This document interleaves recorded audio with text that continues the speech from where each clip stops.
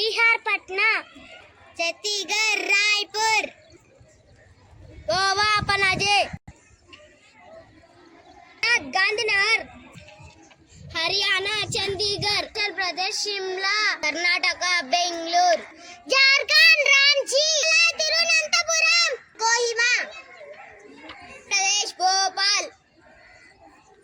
Maharashtra Mumbai, Uttarakhand Dehradun, Meghalaya Shimla,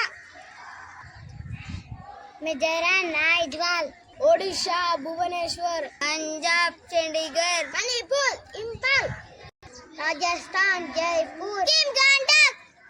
Tamil Nadu Chennai, Agartala, Uttar Pradesh Lucknow, waste Bengal Kolkata,